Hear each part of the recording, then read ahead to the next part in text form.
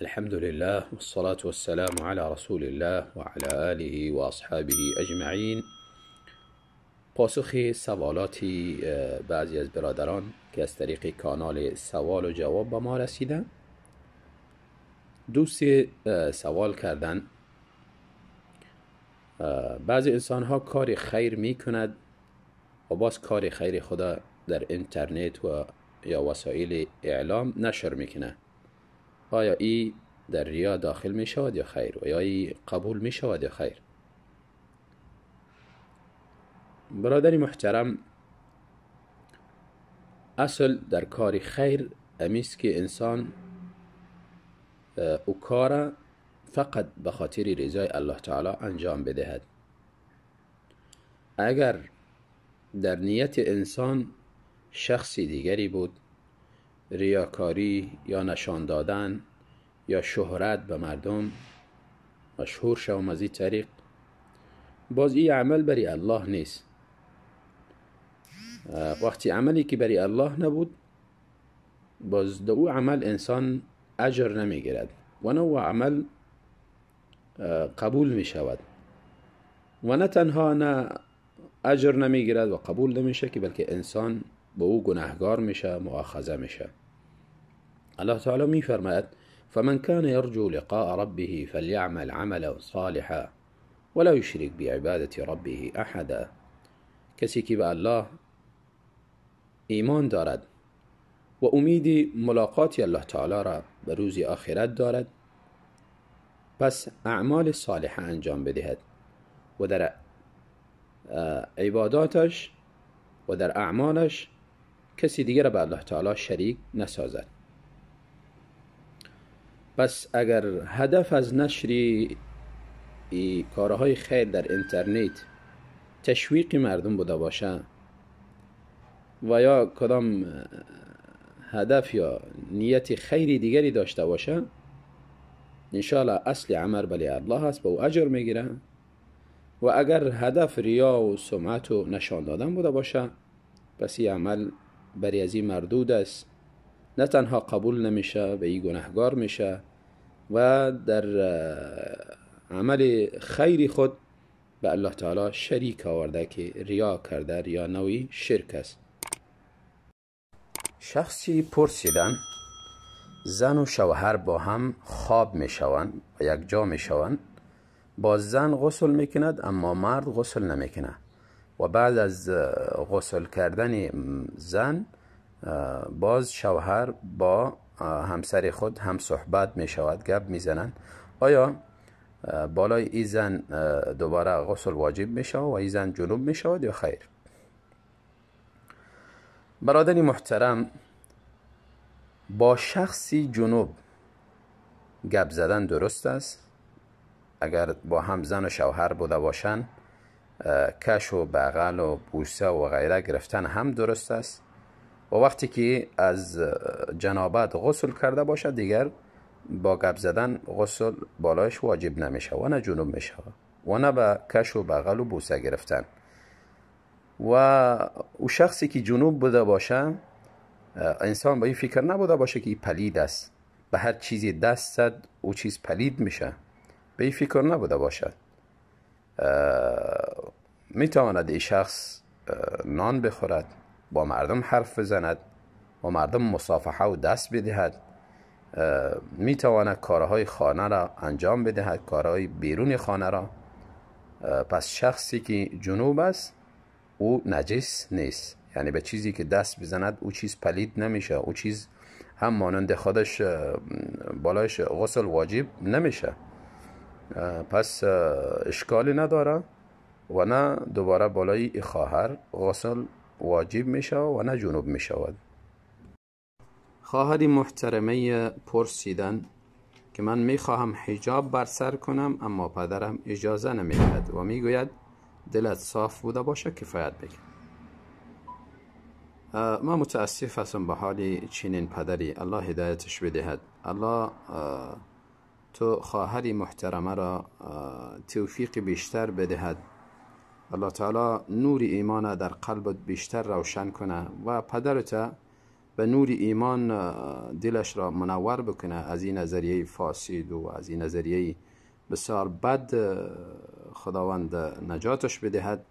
حجاب برای خواهر مسلمان عفت است. حجاب یگانه راهی عزتش است، شرافتش است و حجاب حکم الهی است که باید زن مسلمان حجاب بکند و زیبایی زن مسلمان هم در حجاب است. اگر پدرت ممانعت میکند در چنین صورت نباید اطاعتی پدر یا مادر را داشته باشید. در چنین صورت اطاعت بر معصیت است، یعنی به معصیت امر میکنه و به معصیت انسان نباید اطاعتی هر کسی که بوده باشد اطاعتی از او را کند.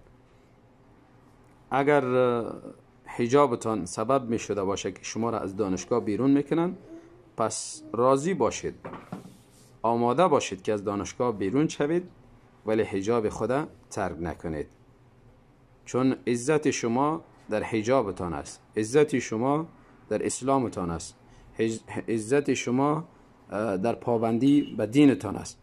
هر وقتی که انسان از دین خود منحرف شد، باز در او صورت همه چیز را از دست می دهد. و همچنان اینجا رضای الله و رضای مخلوق جمع شده.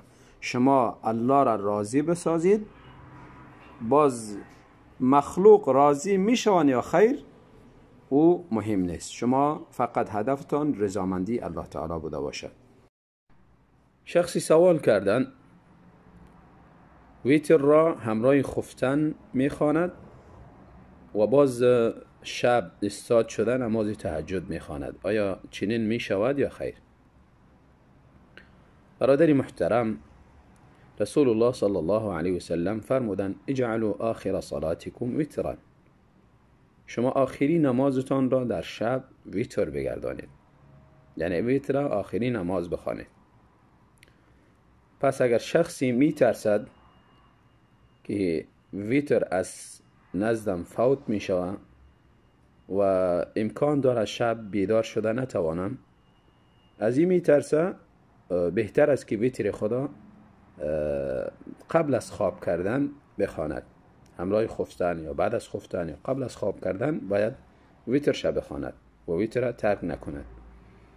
اگر احتمال غالب میست که بیدار می شود و نماز تهجد می خوانند، پس در او وقت ویتر را به تأخیر بگذارن، همراهی نماز شب بعد از اینکه نماز شب می خوانند نوافل، باز در آخر ویتر بخواند.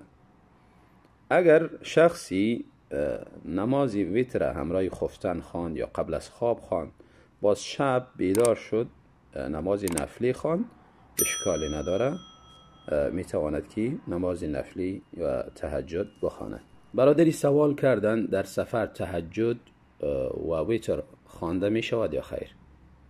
برادری محترم، ویتر در سفر و غیر سفر باید بخوانی. رسول الله صلی الله علیه و سلم نه در سفر ترک کردن نه در غیر سفر، و همچنان سنتی فجر را. و اما تهجد اختیاری است، اگر توان داری بخوان، نداری اختیارت است، بگذار. برادری پرسیدن در نماز فکر انسان پریشان شود چه حکم دارد؟ برادری محترم، انسان زیاد تلاش کنه نماز خدا بسیار با خضوع، خشوع و اطمینان و فکر کامل ادا کند. اگر شیطان زیاد وسوسه میکنه در نماز، فکرش بیجا می شود، در این صورت به طرف راست 3 مرتبه اعوذ بالله گفته توف میکنه. البته توف زیاد نه، کمی اثری از توف بوده باشه، به طرف راستش توف میکنه و تلاش میکنه که خدا در نماز خود زیاد مشغول بکند. شخصی پرسیدن آیا تیز طهارت کردن مکروه است؟ برادری محترم، در طهارت انسان تلاش کند که موازی وضو خشک باقی نماند. اندامی را که یا اعضایی را که بالایش فرض است بشوید، نباید خشک باقی بماند. اگر تیز طهارت میکنه و طهارت کامل میکند که هیچ جایی خشک باقی نماند، اشکالی نداره. اما اگر خشک باقی ماند، باز اگر تیز طهارت هم کنه با او گناهگار میشه، یا طهارتی سست هم کنه و خشک باقی ماند گناهگار میشه. در هر دو صورت مهم طهارت کامل است، ولو که تیز میکنه یا آهسته میکنه که هیچ جای خشک باقی نماند.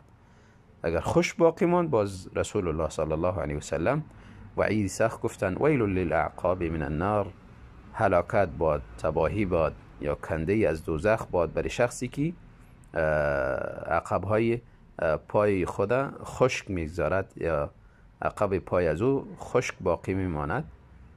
پس انسان تلاش کنه که طهارت تیز میگیرد یا سست میگیرد، اعضایی از انسان خشک باقی نماند. اما مجرد تیز طهارت کردن خودش مکروه نیست.